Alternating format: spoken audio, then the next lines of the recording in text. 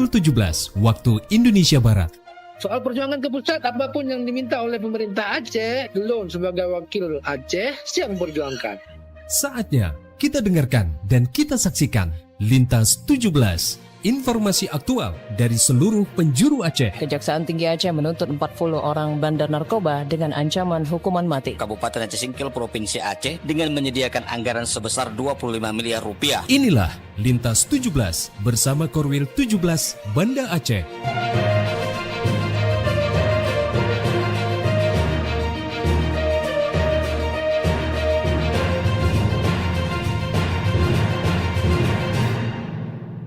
Assalamualaikum warahmatullahi wabarakatuh. Dari Jalan Sultan Iskandar Muda nomor 13 Banda Aceh, saya Muammar bersama presenter dari Sekorwil Nusantara 17 Banda Aceh, Los Mawe, Malabo, Takengon, Sabang, dan Singkil mengantarkan Lintas 17, siaran berita berjaringan menyajikan informasi aktual yang terjadi di berbagai penjuru Aceh. Edisi hari ini, Kamis 22 Januari 2026.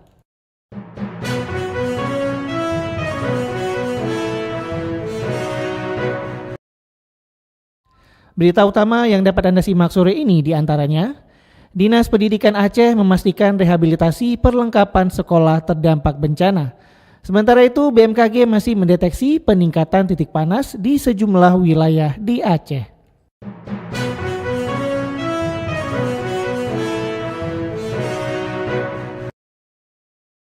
Siaran berita berjaringan ini dapat juga Anda akses melalui RRD Digital, serta turut disiarkan Radio Muna FM Subulu Salam, Merudu FM PD Jaya, Radio Sapa FM, Suara Bujang Salim Lok Semawe, Radio Asalam Uin Araniri Darussalam Banda Aceh, Radio Suara Sabang, Radio Mutiara FM PD, Radio Cempala Kuning Aceh Timur, Radio Suluh Tamiang, serta dirilai RRI Radio Rimba Raya.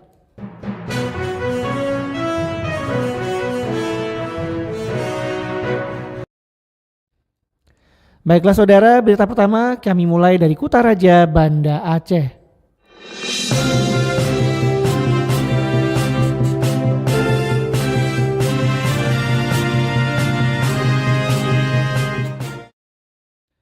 Pendengar, Dinas Pendidikan Aceh memastikan rehabilitasi perlengkapan sekolah terdampak bencana melalui skema perbaikan dan perakitan ulang. Selengkapnya dilaporkan Tisi Maulidia Putri.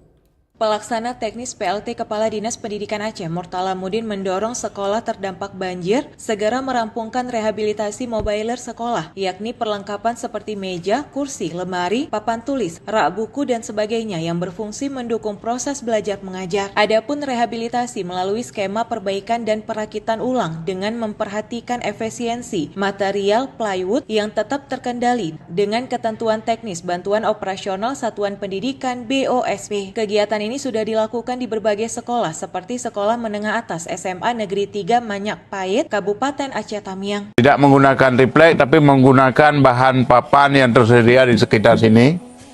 Nah, seperti ini.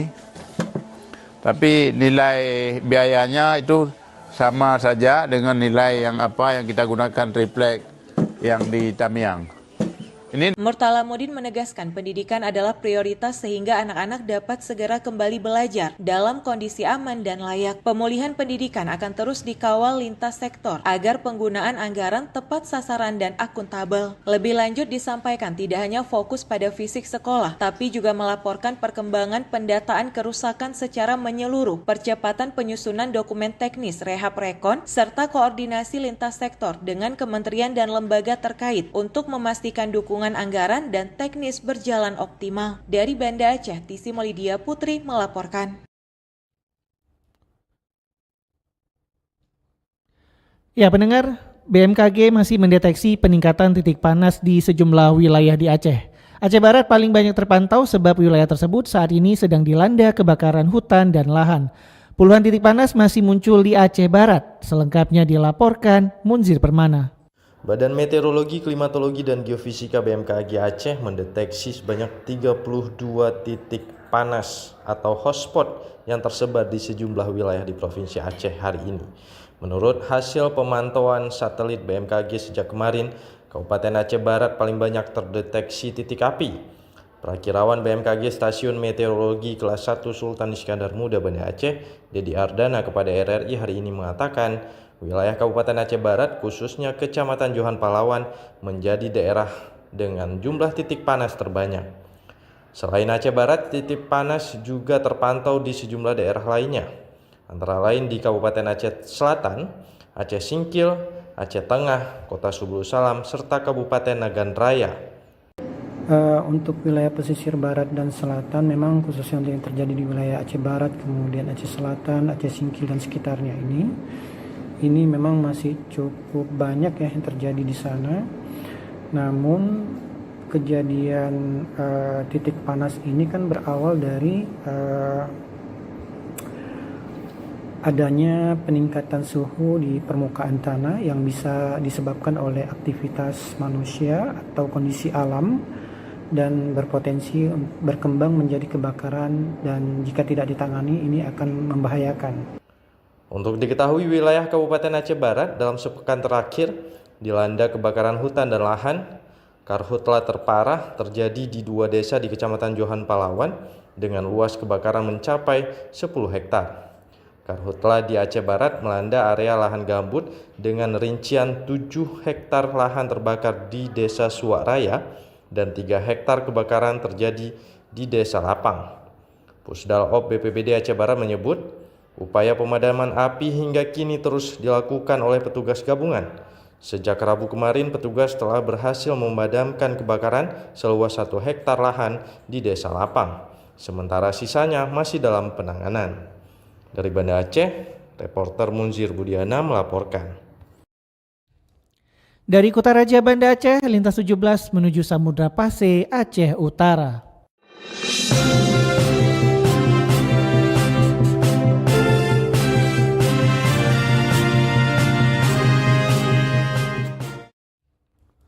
Hampir 2 bulan pasca banjir bandang, warga Langkahan Aceh Utara masih kesulitan air bersih.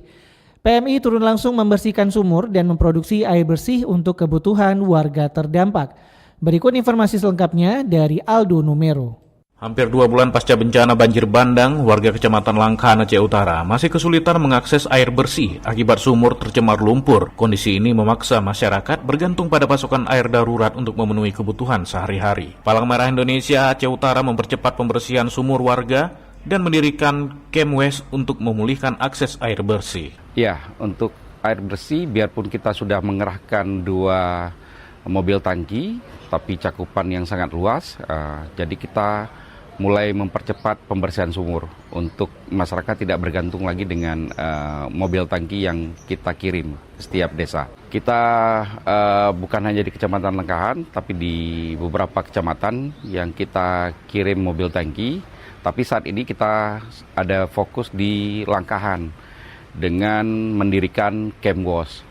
Jadi kita produksi air saat ini sudah mencapai 40.000 per hari air yang siap dipergunakan dan dikirim ke setiap desa. Produksi air bersih kini mencapai 40.000 liter per hari dan distribusikan ke desa-desa terdampak agar warga tidak lagi bergantung pada mobil tangki air.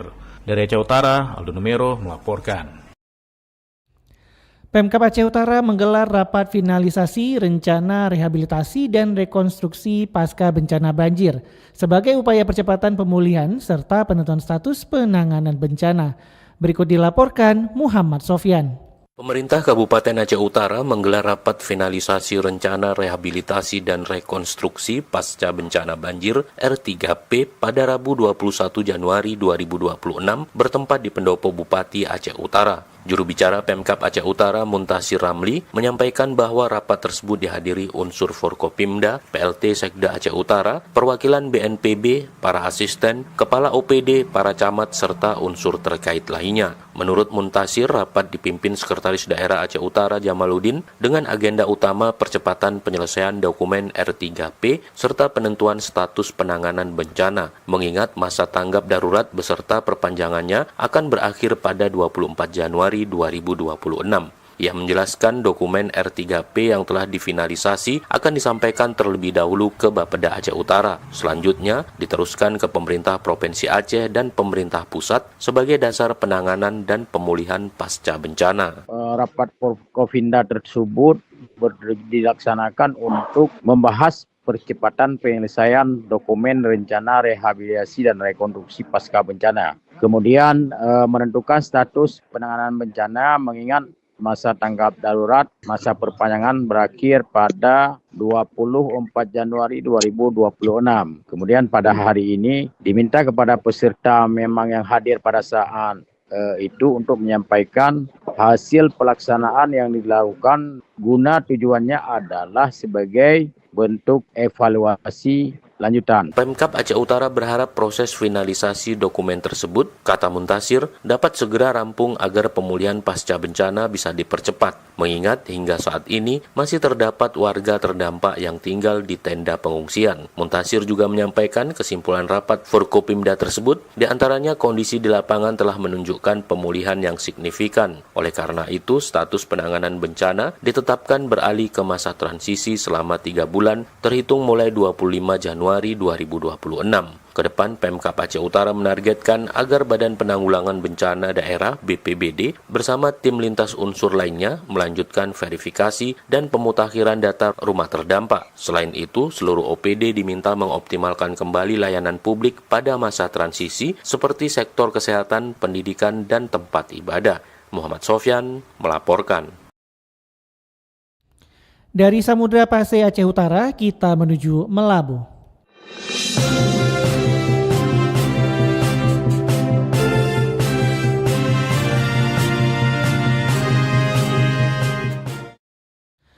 Lembaga Panglima Laut Lok Kuala Bubun mengharapkan perhatian pemerintah Kabupaten Aceh Barat terkait kondisi muara sungai Lok Kuala Bubun.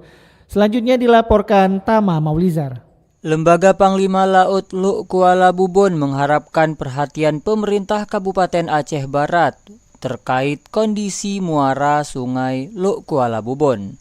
Hal itu disampaikan oleh Panglima Laut Lok Kuala Bubun Saifullah saat diwawancarai RRI usai acara Kanduri Laut serta pelantikan kepengurusan pada Rabu 21 Januari 2026. Kendala yang paling utama saya katakan bahwasannya di Lok Kuala Bubun ini kita selalu melewati 2 musim. Ada musim timur dan ada musim barat. Di saat musim timur kami terjadi pendangkalan. Di musim barat terjadi ombak besar. Di dalam ombak besar juga ada 2 permasalahan yang kami hadapi. Ada yang pengurupan, ada penimbunan. Itu lokasi kami. Maka dari hal tersebut sangat kami mengharapkan bantuan dari pemerintah daerah dalam hal penanganan muara sungai kami. Ia menilai pemasangan batu gajah di sepanjang garis pantai saat ini belum maksimal sehingga belum dirasakan manfaatnya oleh para nelayan. Ia mengatakan justru dengan dipasangnya batu gajah tersebut menyebabkan nelayan harus meningkatkan kewaspadaan. Ia mengatakan pada saat musim barat yang menyebabkan ombak besar, adanya batu gajah tersebut berpotensi menyebabkan bot nelayan menabrak batu gajah tersebut saat memasuki muara.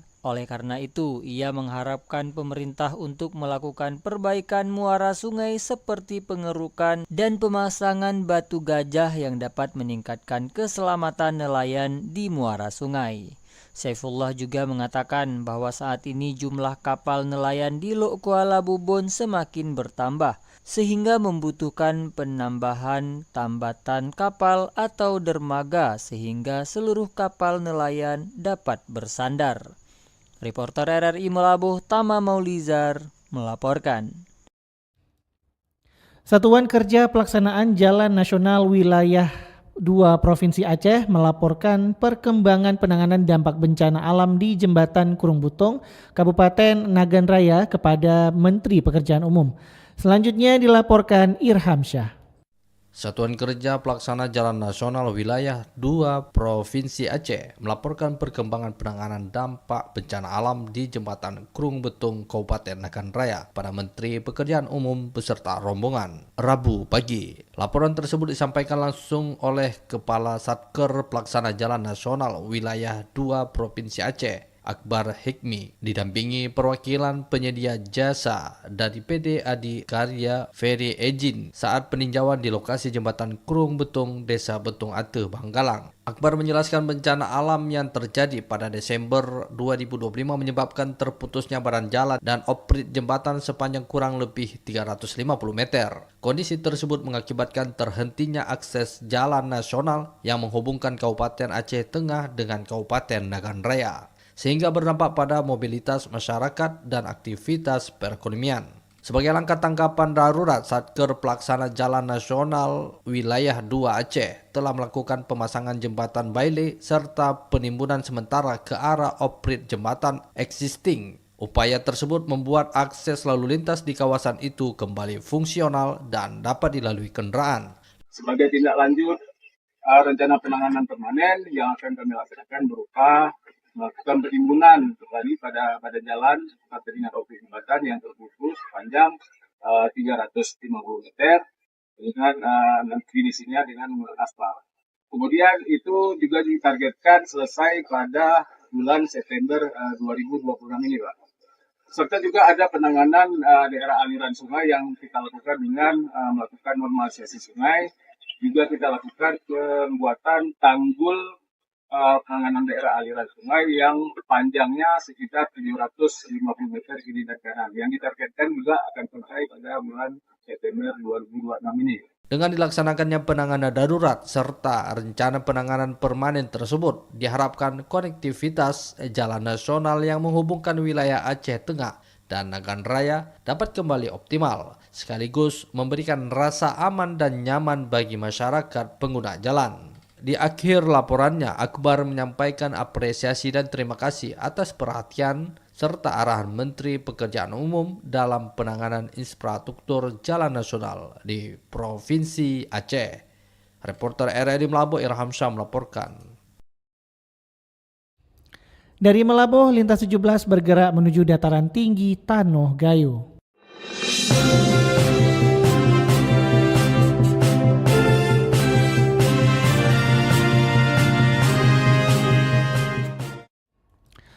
Akses utama dan kecamatan di Kabupaten Gayo Lues sempat mengalami kelumpuhan total pasca diterjang bencana, namun kini berangsur pulih. Selengkapnya disampaikan Alfi Sahrin. Akses dari dan ke Kabupaten Gayo Lues berangsur pulih pasca terjadinya bencana hidrometeorologi November 2025 lalu. Kepala Pelaksana BPBD Gayo Lues Muhaimini kepada RRI mengatakan keadaan jalur mulai membaik meski harus dilalui dengan sedikit kesulitan akibat kondisi badan jalan di beberapa titik masih tertimbun material longsor atau amblas. Begitupun katanya, aktivitas perekonomian dan perkantoran di Blang Kejeren telah mulai berjalan normal, namun di sejumlah kecamatan masih belum sepenuhnya membaik. Untuk akses ke semua kecamatan pada umumnya relatif sudah bisa dilalui, tapi belum normal. Kemudian di sini juga jalan provinsi, ada 2 ruas jalan provinsi, yaitu jalan Blang Kejeren menuju Aceh Barat Daya dan Blang Kejeren menuju Aceh Timur. Ini memang masih menggunakan jalan-jalan alternatif dan hingga saat ini kami melihat bahwa jalan tersebut masih dalam kondisi pengerjaan, tetapi untuk keadaan darurat sudah bisa dilewati. Ditambahkan, akses yang telah terbuka namun sedikit sulit setidaknya membuat pemerintah daerah dapat menyalurkan bantuan ke wilayah terdampak bencana. Pemerintah daerah, kata Kalaksa BPBD, terus berupaya memaksimalkan penanganan pasca bencana agar mobilitas dan aktivitas masyarakat kembali normal, terutama perekonomian masyarakat. Alfi Sahrin, RRI Takengon, melaporkan.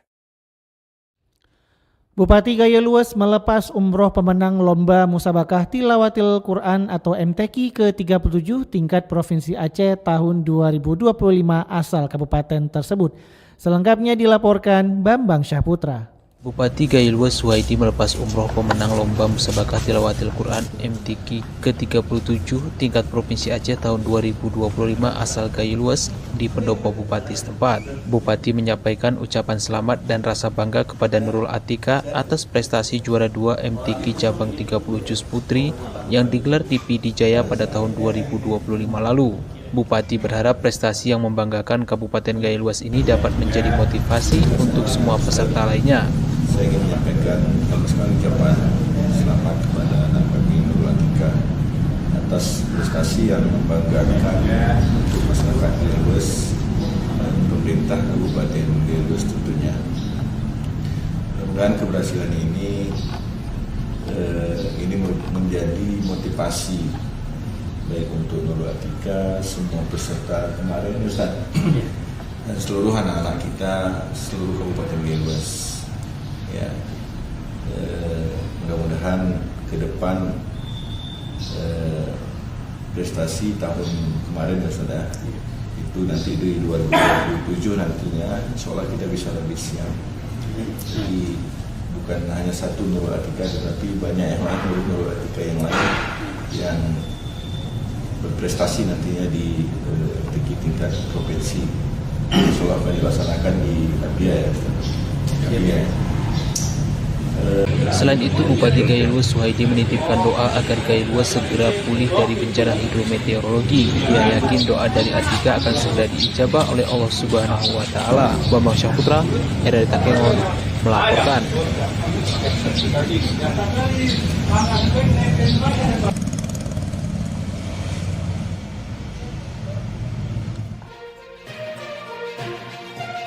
Anda sedang mendengarkan Lintas 17 dari Korwil 17 Banda Aceh.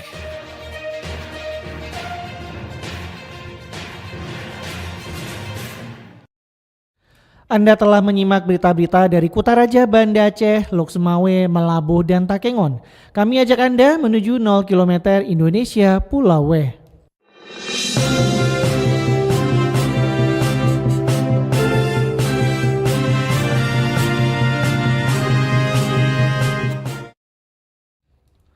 Pendengar, harga emas di Kota Sabang mengalami kenaikan tembus 8,8 juta rupiah per mayam.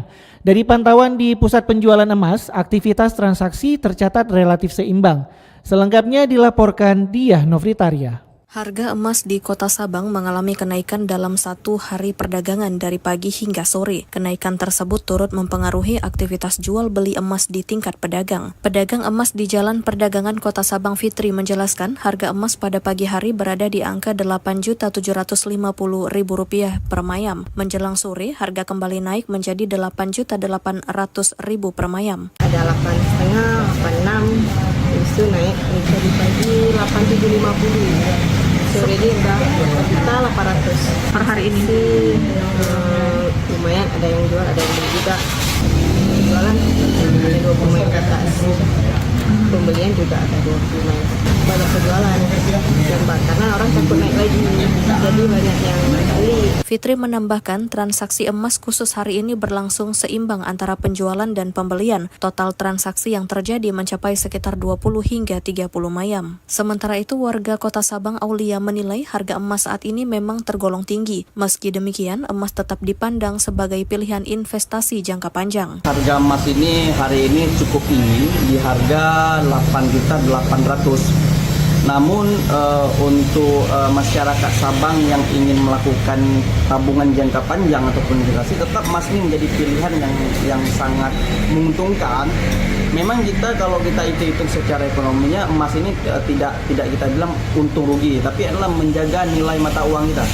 Jadi walaupun harga emas ini terus melonjak, tetap emas ini menjadi pilihan utama untuk investasi. Aulia juga menyebut kenaikan harga emas menjadi kegelisahan tersendiri bagi kalangan pemuda. Namun ia menyarankan pembelian emas dapat dilakukan dalam satuan kecil seperti setengah atau 1 mayam agar tetap terjangkau. Diah Novritaria melaporkan.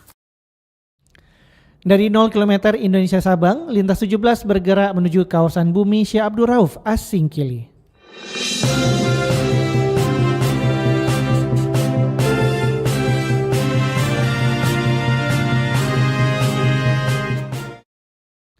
Ketua PT Aceh tinjau lokasi pembangunan gedung PN Subulu Salam, cari lahan ideal untuk pelayanan hukum warga. Selengkapnya dilaporkan Juprianto. Ketua Pengadilan Tinggi Aceh Nursyah meninjau rencana pembangunan gedung Pengadilan Negeri Subulu Salam. Peninjauan itu merupakan tindak lanjut atas terbitnya keputusan Presiden mengenai pembentukan instansi peradilan di wilayah kota Subulu Salam. Dalam kunjungan tersebut, Nursyah didampingi Wali Kota Subulu Salam Haji Rasid Bancin, Kapolres AKBP Muhammad Yusuf, serta unsur Forkopimda lainnya. Rombongan tersebut menyisir 6 titik lokasi yang diproyeksikan sebagai lahan pembangunan gedung permanen maupun kantor operasional sementara. Berdasarkan hasil pemantauan, Nursyah mengungkapkan bahwa 3 lokasi awal yang ditinjau dinyatakan tidak layak untuk dijadikan pusat pelayanan hukum. Kendala utama meliputi kondisi geografis yang tidak representatif, jarak yang terlalu jauh hingga akses jalan yang dinilai terlalu sempit bagi masyarakat. Untuk pembangunan gedung permanen, Nursyah merekomendasikan lahan di kawasan Jiting Plates dengan melakukan perluasan ke area belakang kantor camat. Sebaiknya dibangun gedung pengadilan negeri Kota Subulu Salam. Setelah kita mengamatin, ngobrol-ngobrol dengan Ibu Sekretaris, Ibu Kabak, Pak Wali, ternyata sepertinya cocok di tempat sitting plat itu dengan meminta lokasi sekaligus dengan kantor camat ke belakang. Itu memadai. Kalau di sana dibangun nanti kantor pengadilan negeri Kota Subulu Salam, insya Allah kota ini jadi hidup, megah. Itu jadi ikon Kota Subulu Salam. Karena kita melihat kantor-kantor pemerintahan di dalam. Nah, satu-satunya pengadilan negeri, kantor pengadilan yang megah nanti. Ada di tengah kota ya Pak Wali ya. Insya Allah mudah-mudahan Pak Wali nanti beserta Forkopimda dengan DPRK bisa menyetujui permohonan kami ini. Dan kita berharap sangat. Sementara itu, Wali Kota Subulu Salam Haji Rasid Bancin menyambut baik rekomendasi tersebut dan berkomitmen mendukung penuh pembangunan di lokasi tersebut. Namun ia menegaskan bahwa keputusan akhir terkait penggunaan lahan akan dikoordinasikan terlebih dahulu dengan pihak legislatif. Demikian, Juprianto melaporkan.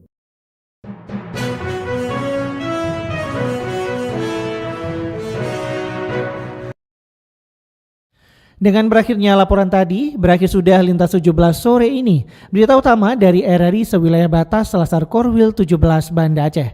Atas perhatian Anda kami ucapkan terima kasih. Wassalamualaikum warahmatullahi wabarakatuh. Sekali di udara, tetap di udara. Demikian Lintas 17 sore ini. Produksi Korwil 17 Banda Aceh.